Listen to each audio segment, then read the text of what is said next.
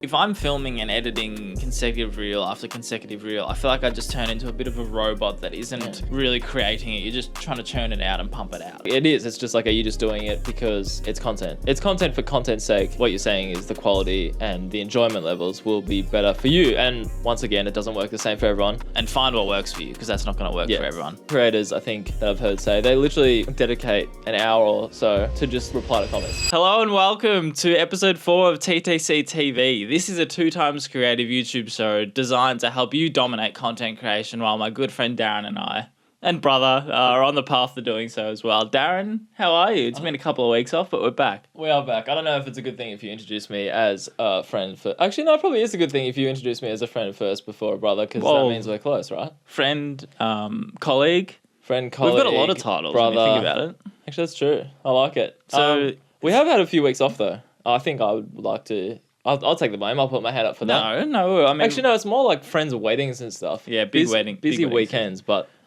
if this is your first time tuning in, so 2x Creative is our content production business that we're running, and week to week we're going to dive into. Well, we'll start off with Q&A, which we'll get into a few in a minute, and then we'd run through our weeks of what we've been doing. Myself is mostly in the 2x Creative world, but Darren, full-time at the NBL, so there's a brief little intro. If this is your first time listening or watching, it's YouTube. Of course, watching. Well, you listened as well, audio and video on YouTube platforms. Just mute it. They're head above the games. But no, yes, Michael will definitely be in the freelance capacity. Mine will.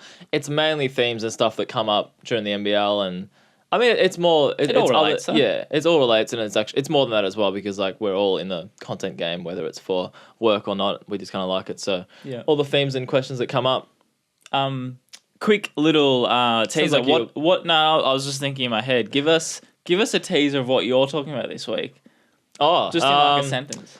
Well, no, I've got a little black book. All right, that's long enough. No, a little black book with top secrets in it that we had a good lady from Meta that came in. So that's my teaser. I'm going to read my notes out on air because I think it's just more authentic. I'm actually looking forward to that.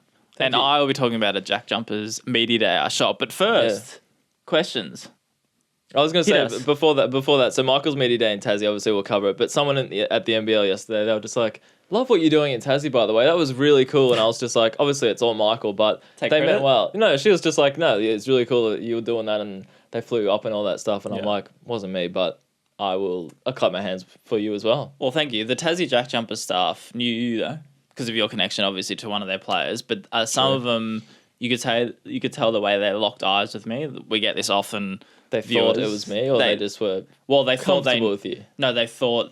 you could tell they thought they knew me because they thought I was you. No, we're used to that. Being identical twins, we're used to it. So, Q&A time. First one. Actually, sorry, off the top, I forgot to mention... Not Q&A just yet. Q&A time coming up shortly. The only thing, good teaser, the only thing that I forgot to mention was our short course is launched. So that's true. If you are keen to dominate content creation, we filmed in these seats actually, a 10-minute quick... what do you want to call it? Quick hitter, but it's... 3 Cs? Or was it 5 Cs? I've already forgotten. 3 Cs of content, basically our guideline to dominating content. And I actually got a really nice message during the week from someone over LinkedIn saying how good it was and how it really hit home for him. There you go. Testimonial. Written testimonial. Plug it here, Akash. No, I'm kidding. I thought we were about to high five. I will say, spread some positive feedback today. We at work we did... Yesterday, are we going all over the shop again? We are, but I don't care. It kind of relates. Like, just compliment someone, because you don't know you're doing a good job unless someone tells you. It's lovely. And you said this the other week. Did I? But I just think it's really important anyway. Question time. Anyway, so if you want that short course, it is linked in our my LinkedIn, our website, obviously, but Instagram bio is the easiest place to find it, so you can download that for free. Go check out the website. It's looking fresh. Michael's done a lot of work. We both have, but it looks the goods. If you've made it this far, it's Q&A time. Let's do it. All right. Life of Spice 11, cool name. Please read the question. Do you shoot video/photo in portrait or landscape? Which and when? I love this talking point. Do you? Well, I want to fight you on the video aspect. Okay, do you want me to answer first then? Let's go video first. Go. Well, video first. Always shot landscape, but last year at a WNBL game, I believe it was the first time I've ever shot purely portrait, so vertical, because that was the only format I was going to be using it for. I was filming for myself. It wasn't a client job. and the only purpose was Instagram Reels and making. I think I had a few highlight packages, so I actually really enjoyed it because I feel like shooting with purpose. We've talked about that before. If that's the only reason you're shooting it, you don't need to shoot in 4K. Because when you're shooting landscape, shoot 4K to pump it up to the real 9x16 specs. If you just shoot in 1080p and shoot vertical, you save space and You do. and you're shooting for purpose. But I can tell you disagree. Hit me. I was about to say, like, I don't agree with you, but you did almost save me when you said, like, shooting with purpose. It's a great sort of. So concept. why don't you like it then? I don't know if it's I don't like it. That's a very, very strong term. Well, you don't. Well, I mean, don't like. Not really. I hate it. Elaborate. So yeah. So when Michael said we've only ever done landscape, both of us, and similar to him, he basically went to an WNBL game, did that, and then the next, I think it was WNBL game for me as well. I trialed it, but I trialed it for like, I reckon 2 like possessions, and I was like, why didn't you like it? I don't know. I think it was definitely just like, in the back of my mind, I couldn't help but to think, even if you are shooting with purpose and you're like, this is going Instagram only, but what happened if you just get some sort of, I don't know, crazy good shot, celebration, bucket, anything, and then for whatever reason, WNBL hits you up, need some footage for like broadcast, and you're like, oh, that would have been like the most epic shot for the broadcast thing, and I've only got it in portrait, and for what? Yeah. Like, for what? It's like, you can still, I create reels all the time with landscape footage, like everyone does, so my thing is just like, why limit yourself to those possibilities if it's a compelling argument. I just think, like, I just don't know if the positives outweigh the negatives. The positives is what you might... So the definition... Save space. Actually, the definition is only better if you're shooting in... There's like 9... I've just completely forgotten. 1080p. 1080p. So if you're shooting in 4K anyway, it doesn't really matter, right?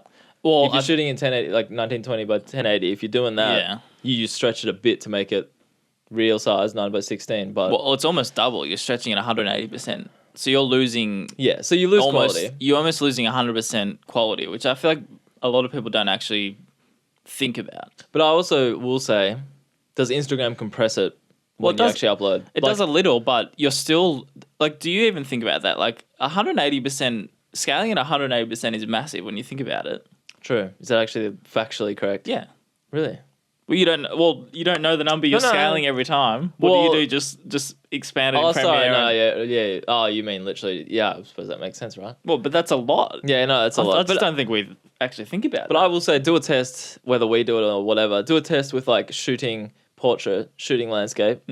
Obviously, I don't know how people on YouTube do that. Sometimes when it's the exact same like shot, I suppose it's just them in their studio or whatever. Yeah. But if you had a basketball shot and you're like lay up in portrait, lay up in landscape, stretch it to real size or keep it at real size, put it back to back on Instagram, because Instagram, I don't know what it does to it. Would you be able to tell the difference? I'm not sure you would. I think you would, in that when you're shooting portraits, so vertical, say a basketball layup or a basketball dunk, you're shooting with the real specs in front of mind. So like you're going to go a bit further back, I think, because you're not going to punch in as much if you're shooting wide. And it's actually going to look better, I think. And it's actually, I put up a reel about doing both. It's more difficult to shoot vertical, in my opinion. No, yeah, that's more rewarding. Oh, it's a part of it. More rewarding. Difficult. Well, more rewarding because if you nail it, you know it's more difficult, and because it's a stupid spec, and if you do it, you're like, well, this is really... No, I get, like, it is definitely more difficult. Like, even just panning, I was just like, what do you kind of... It's just awkward with your arms when you're so used to one way. But anyway, I think it's a good trial. It's good that you test it. Yeah. It's a funny one, though, because you say it's awkward doing vertical portrait, but you do that for photos, right? But you're not, like, you pan, but you don't have to be as steady. It's the same thing, though. Yeah, we don't have to still people, yeah, but people know. Like, you could take a portrait photo like that, if that is perfectly direct. You could take it like that. No one's going to really know. Like, change it. You can just change it in post, or it doesn't really matter because it's basketball or sport and they're kind of moving anyway. So, I mean, and to answer the photo bit of this, I'll always shoot... Oh, I've actually started doing some landscape, but 80% of the time portrait. Really? Well, I think sometimes in landscape, if you're at the back of a stadium or whatever, you're like, hang on. Yeah. Why not? No, true. Well, it's the same thing. You can crop it if you want. Yeah. Yeah, and Well, I've actually done that. Some shoots I've shot purely landscape because of the few that might hit home, and the rest I'll just crop. Yeah, I think the framing aspect of portrait is kind of fun to do as well. Like I still take a fair bit. I swear there was some like big NBA content creator that was like they mainly shoot portrait only photos. Well, I think that's pretty normal. Did you say landscape? Well, no, I typically shoot portraits at vertical. Sorry, I thought you said For 80% an landscape. NBL game, you'd shoot portrait, right? I still do bits of both, but I thought you said 80% landscape. Rewind. Nah. No, 80% portrait. Okay. Yeah. That's interesting. Good question, though. It's a good question. So which and when I would probably never use video. Photo, I reckon I'd almost, 60% portrait, maybe.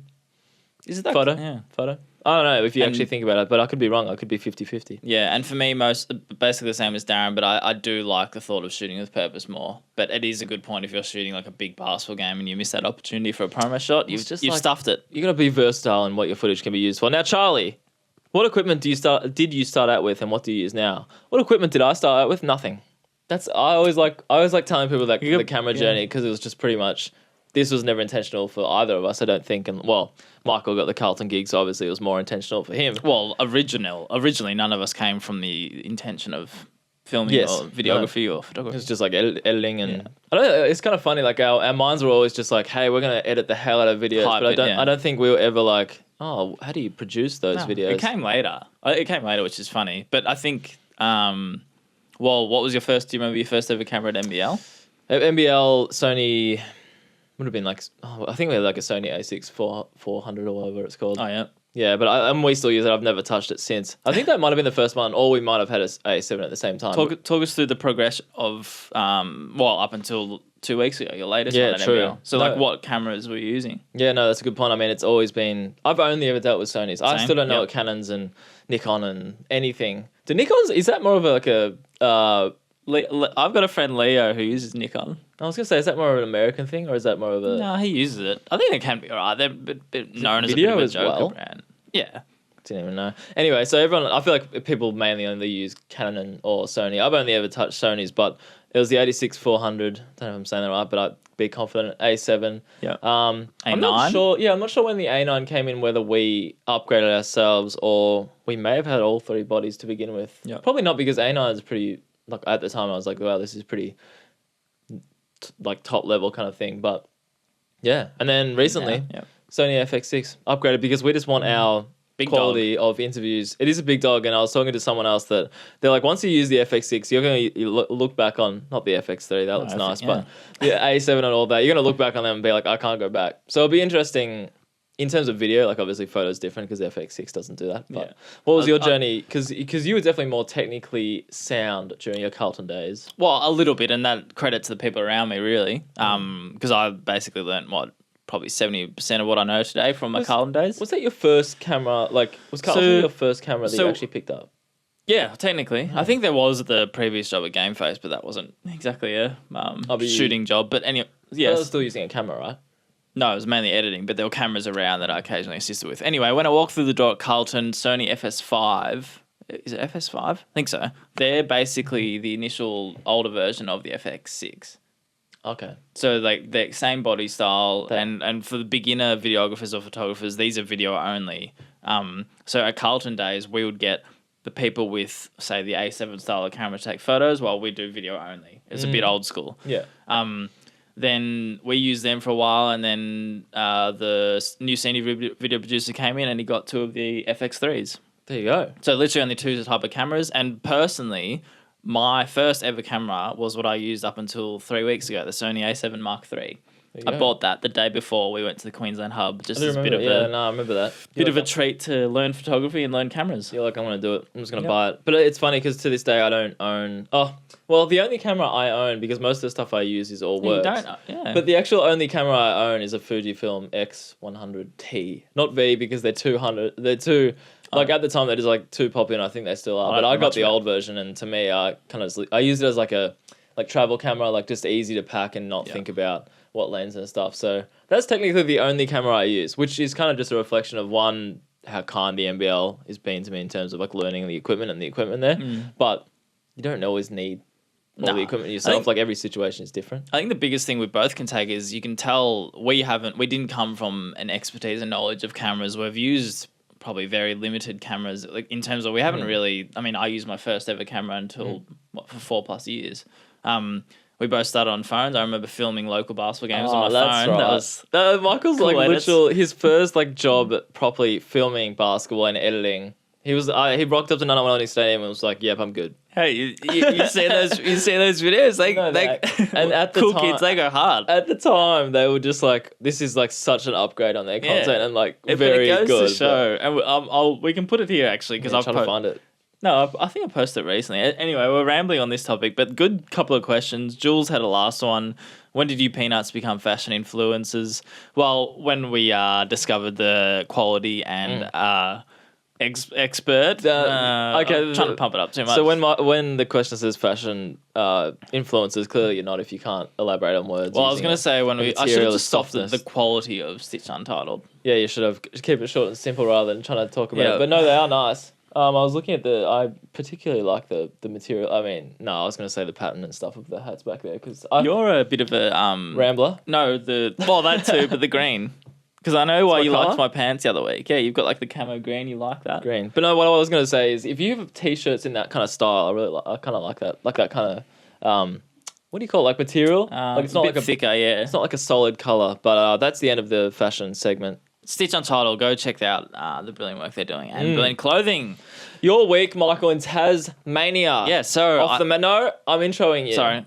Off the mainland. This is the mainland. We're in Melbourne, Victoria right now. Tasmania.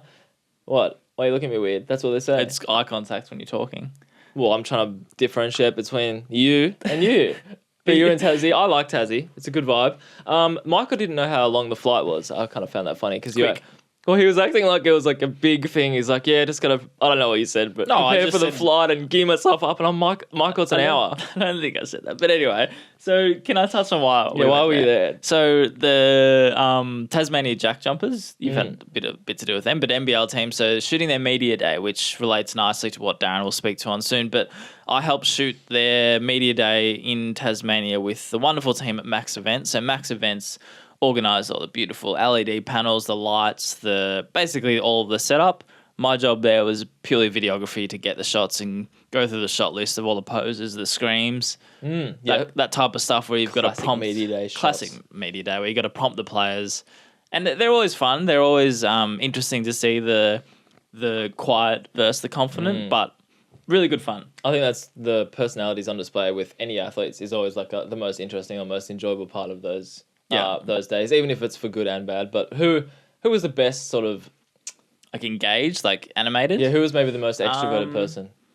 I don't know, extroverted. Anthony Drumick he was into most of them, all of them. He's fun. I like Drumick. Yeah. Jordan Crawford, which I think I sort of expected because he has that dance that everyone. Yeah, that's like a thing for. He kept doing that after every game or win last season. So I think I put up a reel recently, like recapping the thing on our Instagram that he was doing the dance. And Majuk Deng was pretty good, but I think as you said, it's good to see what these people are actually like when they're not on court. Like you might think that, I don't know, like someone like Will Magnay plays really hard, really aggressive, but one of the nicest sort of down to earth people on a few times talking to him. He's quite a soft spoken guy at times. Like you look at him like you said, and you're like. Brute guy. That's the best part about meeting these people. So, lessons, takeaways, all went really well except for I needed more lights, and that was something that I probably I had comes with experience, Michael. Yes, it just looked like front on. It was a bit dark until I got close to my camera because I did have a nice little LED light mounted on top of my camera, which is actually great. Not too expensive and really helpful, but for this kind of shoot, it was in a dark hall. A lot of smoke. The smoke person may have overdid it, but a lot more lighting would have helped. So taking away these things, I think, is really good for next time. Too much smoke. Yeah, you can just go extra on the atmosphere. But no, it looked cool on some. I was going to say that setup. I remember from last year. I'm like, that's a great media day setup because some teams kind of like they're more light on, but that's really doing it well. And like it's worth it with all the in-game promotion and in-game. You set up for the whole season. And you just make the most of it. But that was cool. I hope you enjoyed the flight. What was your flight entertainment for an hour? Podcast. Just straight prepping for the shoot, I hope. Yeah, just looking over the notes. No, but just podcast. It was only a short flight, as you know. But it was cool. First ever interstate job for Two Times Creative. Yes, Because that that's a milestone. alone, yeah, you think about like, lucky enough, and both of us are fortunate enough to have gone interstate for our full-time jobs at Carlton, the NBL. That's amazing. Not many people get to do that. So that alone is cool. But when you're asked, when you're based in Melbourne, to go interstate purely to do your craft in videography, I think that's just such a cool little nod and a major like appreciation to Max Events for having me out there. So it's cool. No, it's definitely. I think it just feels good to be like, to be what I was saying before, to know you do a good job, that enough that people want to fly you interstate, and it's not just Melbourne based, and you're doing a good job. So it's just like people want to actually work with you. So and that hopefully more to come, I guess.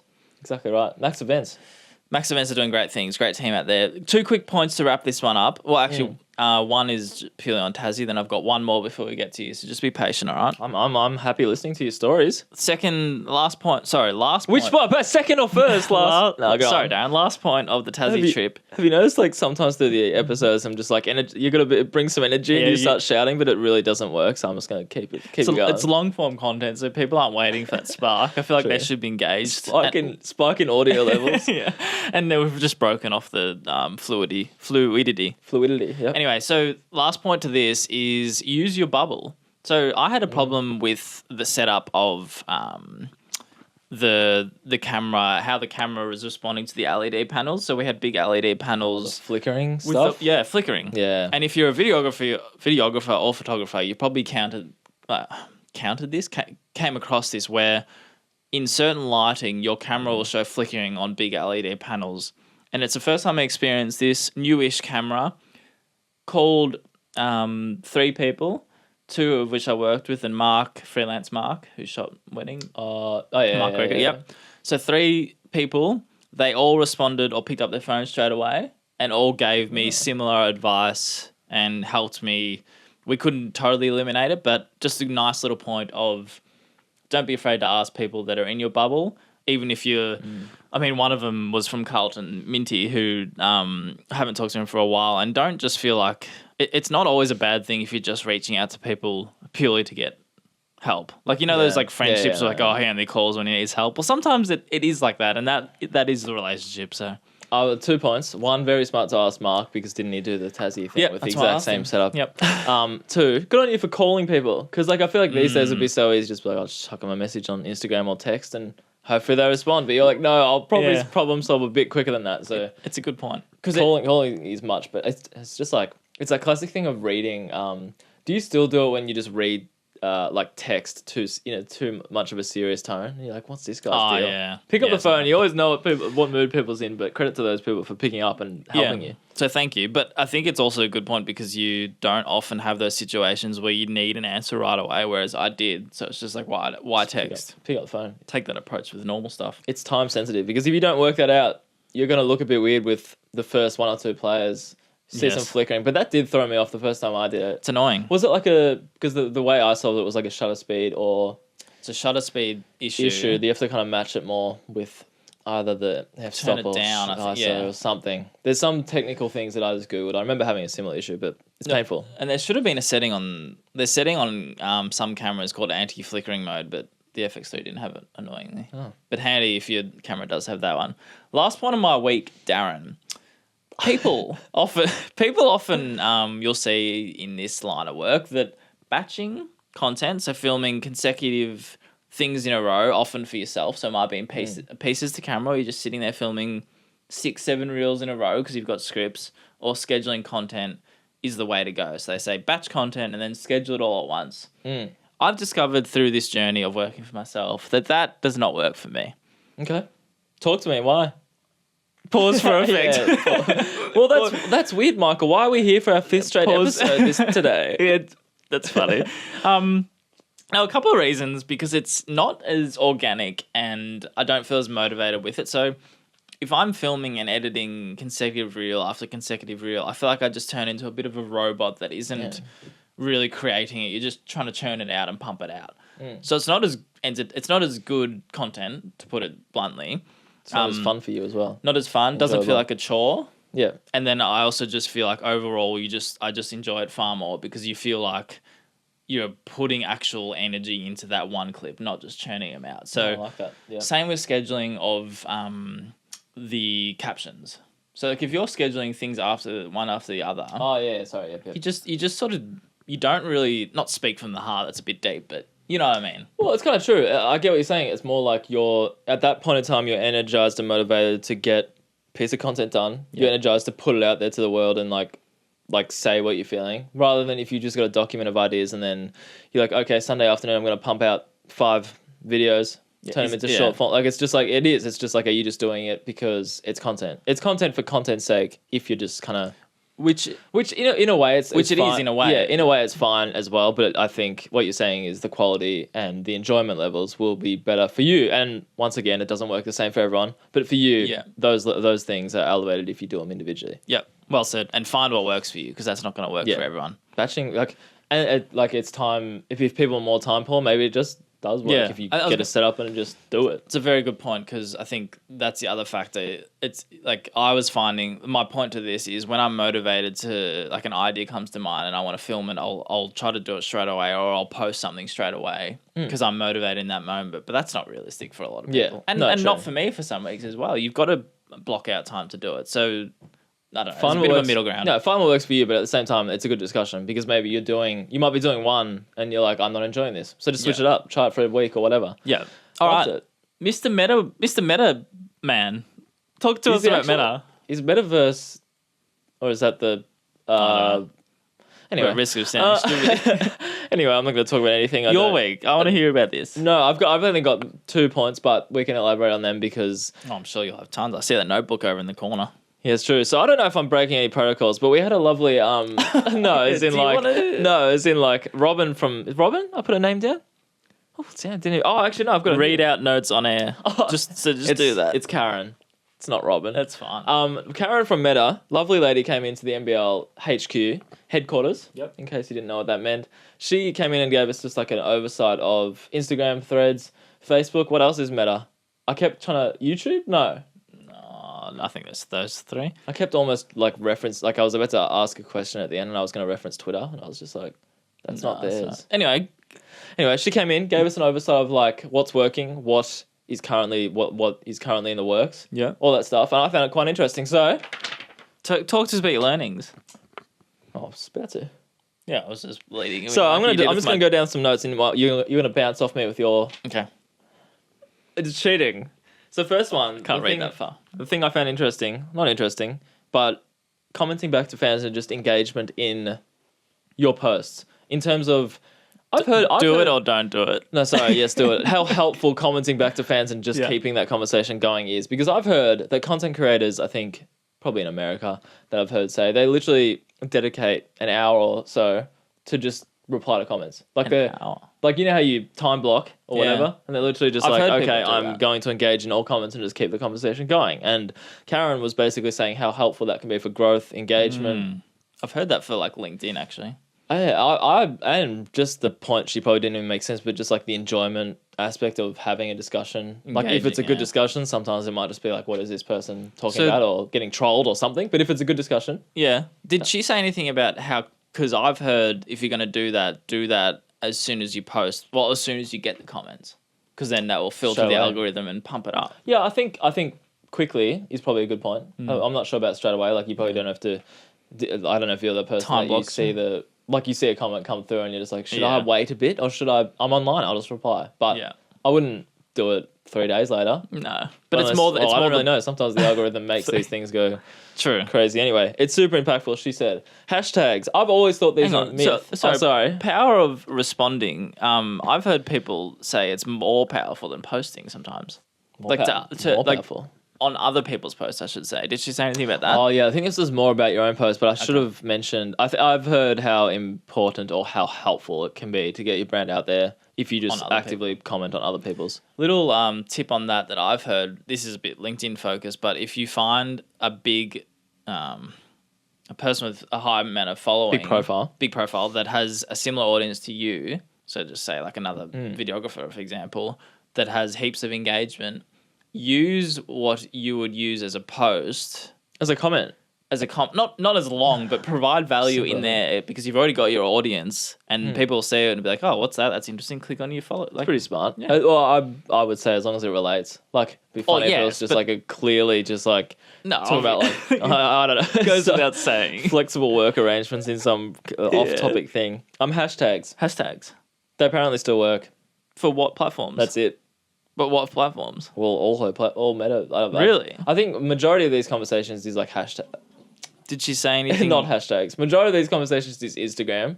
So she was just like, hashtags 100% still work. Don't use more than 3, I think she said. Like, just choose your main and are they items. And are they those 3 generic or are they niche? Like, are they specific? Yeah, more...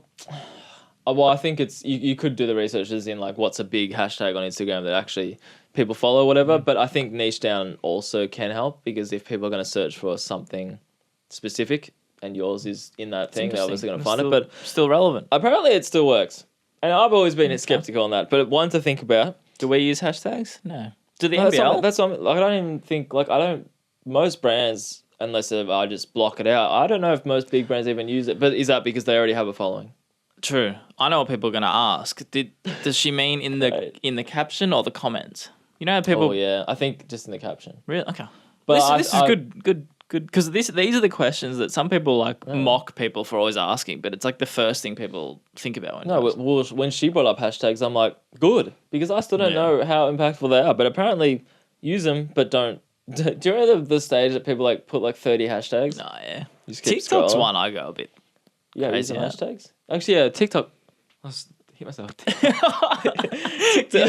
You have these moments in recording that nobody would notice, and we're just having a good discussion, and then all of a sudden Darren hits himself in the face. Fine. Hashtags, TikTok is one.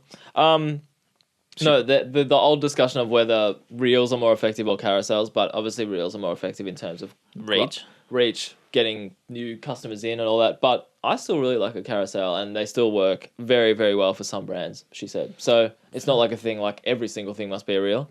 I feel like that's just so wide open though. Like surely it really matters on the type of content and what you're trying to do with it, because sometimes it might better suit a carousel. Like you're always saying to me, Darren is good with this with... What's a good example?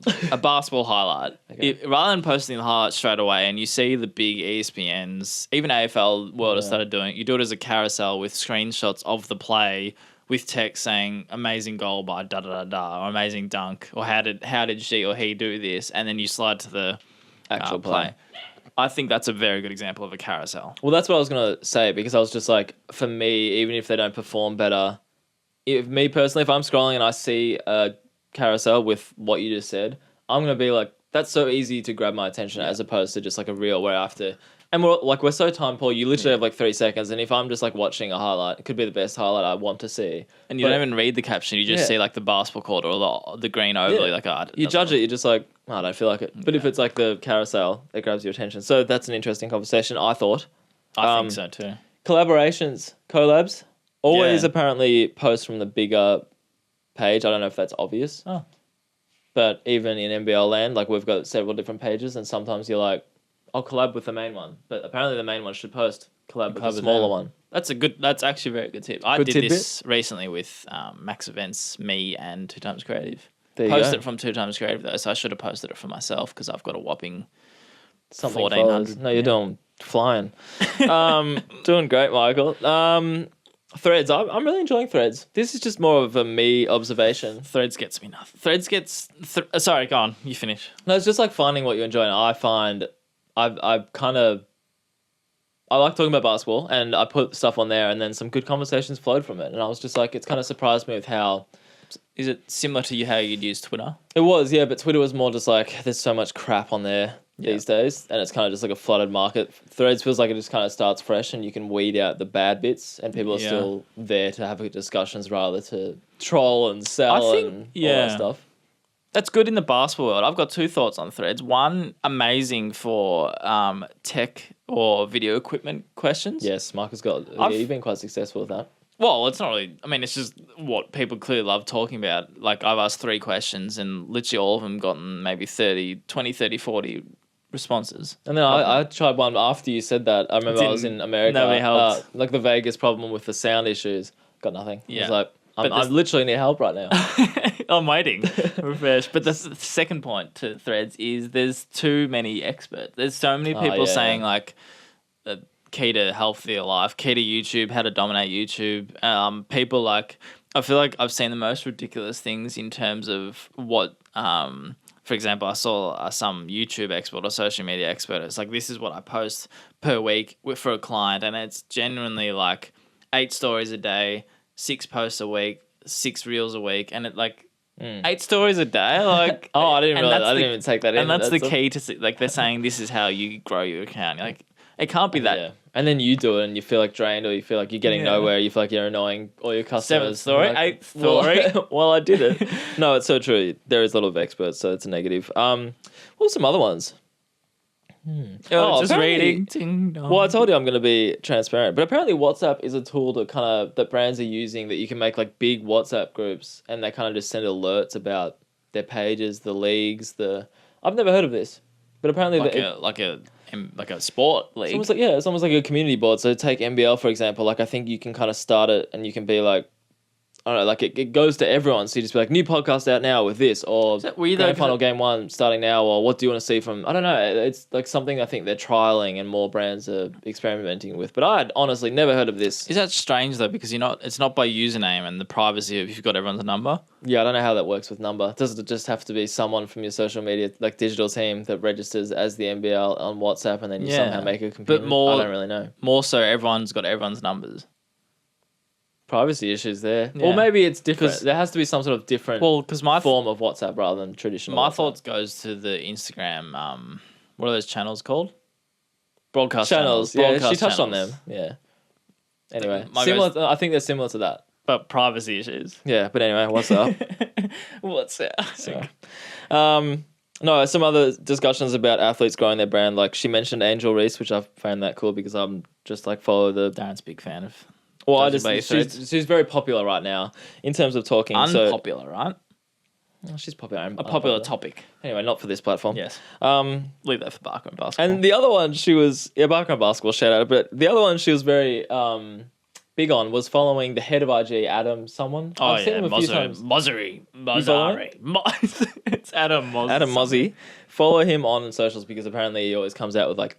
Yeah, just like she was like, oh, sometimes he announces to the world stuff before like we kind of find out officially. So I think he's just very energetic and very like, hey, we're doing this. So great example of a personal brand being bigger than the brand though. If he goes out with stuff before the brand, and it probably works better because you trust a face more than. Have you not seen his videos? No, I've definitely seen him, but even after she was hyping him up, I was just like, I forgot to follow him, but I want to do it. Colin now. And Samir, I don't know if you. Maybe I should do it live follow. Maybe Colin and Samir. I'm sure a lot of people know who they are, but they had him on for a YouTube/podcast. Colin episode. and Samir. You've never heard of him?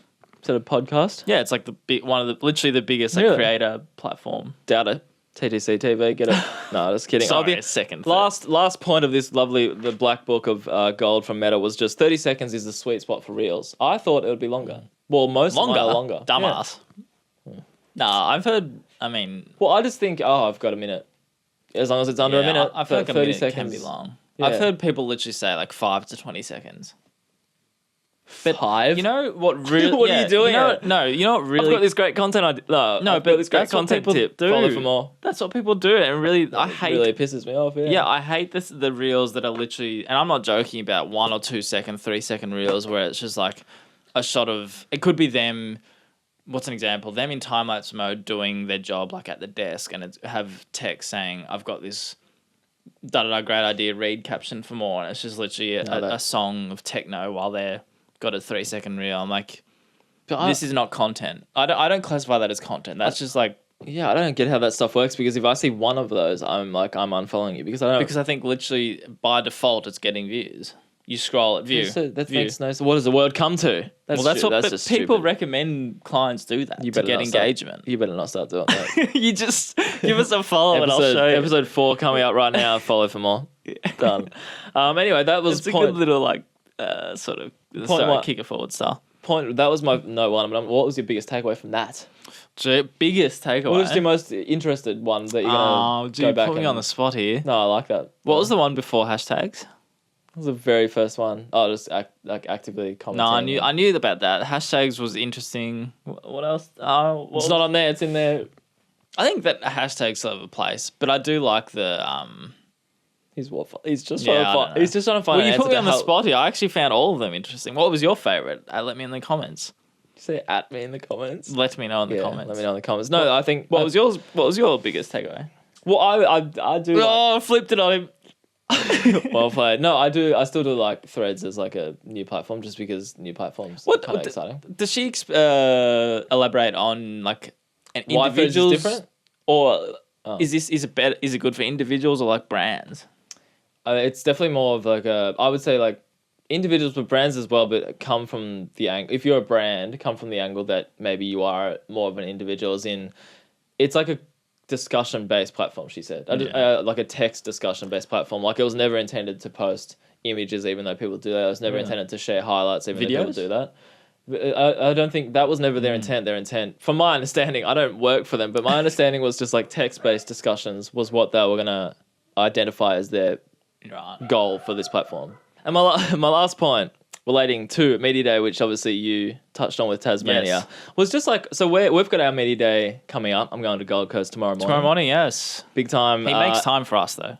Yes. Hopefully, I think the weather's going to be lovely. Isn't that what people always say, Gold Coast? Got to be warmer than this, but it's actually quite warm outside. I'm getting distracted. No, Darren strikes again. So you just got to waffle sometimes, but I'm setting up for that, using the FX6 for the first time, and it touches on what you were saying about relying on experts. Now, I didn't call this guy. I just messaged him because I copped Call out. him next time. I should. But Lockie from MU, Melbourne United. Good man. Yep. He's a good man, and he's definitely more of an expert with FX6s as well. But it's just another example of relying on people that know their stuff. And I had never used an FX6 before, and I'm only used to like A7s and A9s, and I was like, I need some help. Yep. And he was just very reliable in terms of just messaging some help, the most simple of settings, because you're so used to one way. And you do take far too long trying to figure these things out on your own. And again, why if someone's an expert, just reach out to them rather than you Googling and you stressing. So I think that was my last point. I think he'd like, or people would like that you're calling him an expert. Like he's just someone that's used it for a while. Well, but no, that's cool. That's an expert. Yeah. In a way, that's what an expert is. If True. if you understand a piece of equipment, much better than the average person. So on quick first impressions and how you're set up to use it tomorrow, are you confident? Are there things that are confusing you, or I'm much more confident now. Yep. So yeah, have you filmed anything? Just like trials in the selfies office. You got hard camera to selfie with the FX6. Selfie with the FX6, but no, just stuff in the office. I know where the record button is. I know how to change the settings. I know the ND filter built-in one. That's going to be brilliant for you guys. People have said that's awesome. So that and just the generic settings that I'll be using and connecting the mic. Got a boom mic set up rather than the lapel setup, which I'm excited about. Yeah. Get the players in quick, smart, no fuss. Get it done. Cycle them through. I'm definitely more confident. So travel tomorrow. That's exciting. No, it's good. Let us know how the Media Day goes. So quick, we won't ramble too much on this one, but what's your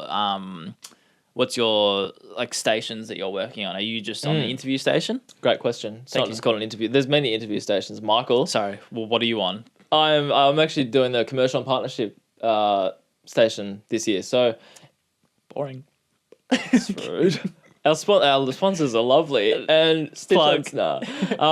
Stitch Untitled. Shout out. Untitled. So are you filming it for them? Yeah, or they'll not be there. Yes. I'll be wearing their gear, but no, commercial partnership station. So all the brands that deal with the NBL and help the league grow. Yep. I'm getting my media PR on. You're still talking to players, or you talking? Yeah, sorry. So I'll explain it more. Players just jump in, say some stuff that will help sponsors, say some stuff that will help get more sponsors on board. And yeah, we try to make the content as fun as possible in terms of the free Hungry Jack's cheeseburgers. That's a classic in the NBL. If anyone wants it, watched any game, our fans love that promotion. So just promoting that even more.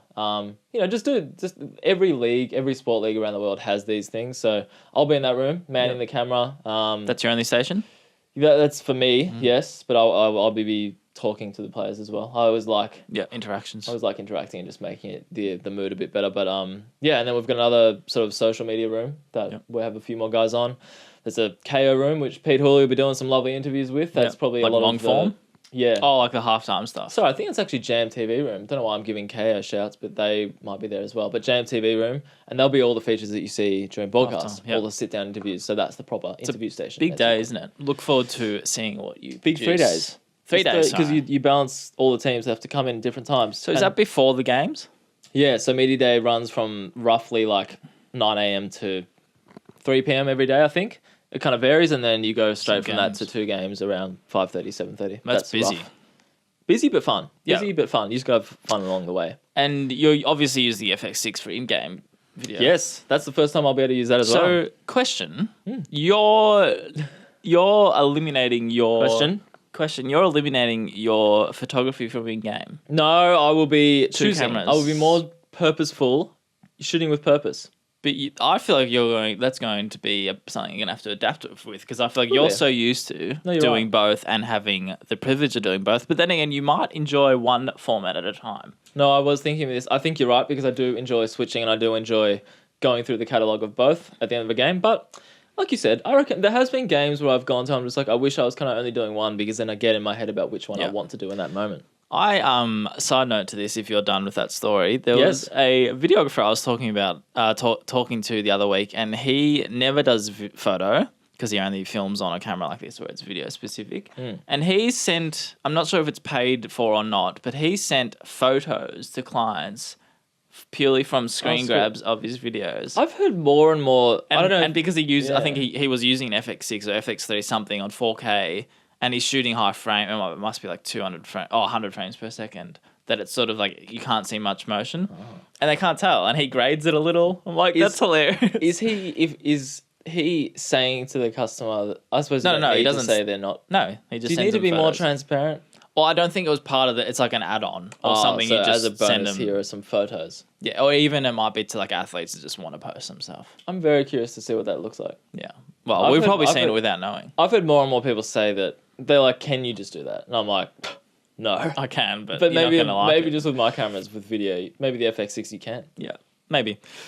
Good notes, Darren. I will look forward to seeing what you get out of the Blitz. So you're there for 3 days and you're back. Saturday to Wednesday, Michael. Yeah. So Let's back try to- for another episode. Yeah, another episode next weekend where we'll recap how big Darren went in his FX6. But that's a wrap for this week. It is pleasure as always. It's been a while, and it's always I just said a pleasure, but it is every single time we get to do this. It is an honor and my absolute Thank you. privilege. I don't know why he's getting sentimental here, but I want to see some more questions from you if you're listening or watching this, or even if you see some snippets on social media, because hit that mailbag, we'll call it, 2xcreative@gmail.com. Darren is manning that inbox, and he was abusing me during the week that he wants to see more questions. So send them in. I will leave. I'll respond to you. Just like send them in, and I'll respond to you on the time. I'll just like thanks, yes, thanks for that. because we're saving him for the show, but we'll put Got up. it. Got it. Received. But we'll put up probably something on our socials too for more questions. So that's it. Thank you for tuning in for episode 4. We appreciate. What are you doing this here. week? What have you got? Promo some stuff. You got nothing on? Well, that was awkward. Next week. Oh, a bit light on. It's actually a bit of a week. A lot of client jobs are wrapping up. There's a few deadlines this week that will be ticked off. So I want to set aside some time to get more into our business coaching in terms of doing some training modules, because it's been a while since I've actually put aside some time. So hopefully a bit of a week to work more on the business as opposed to in it. I was literally And you need that. I was literally just about to say, what do they continue to say in that regard? Work on the business, not in the business all the time. Yep. And I'm going to wrap this up for a second time. So thank you for tuning in. No last minute questions for me this time. Nope. Happy Cool. days. Thank you. We're out.